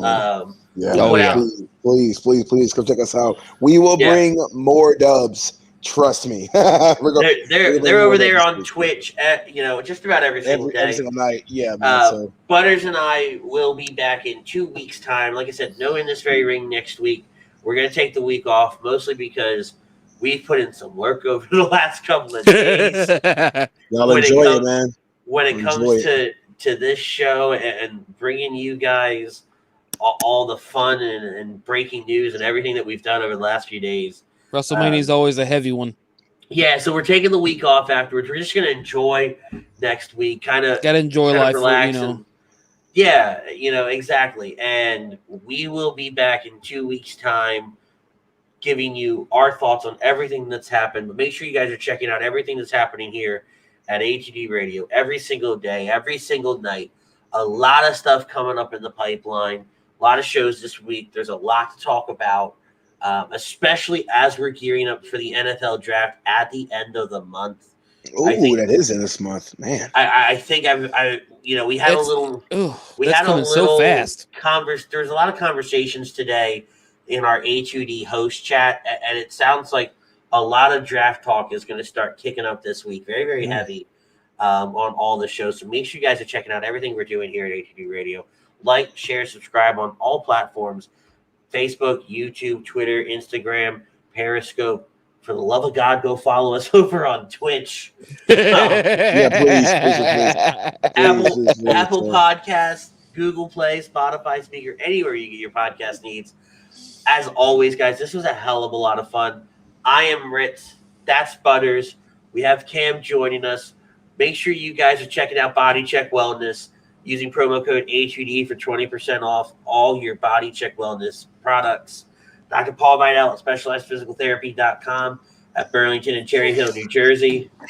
The Counseling Center and Sunrise Detox. Call them at 856-651-8117 if you ever need any help with mental health or addiction issues.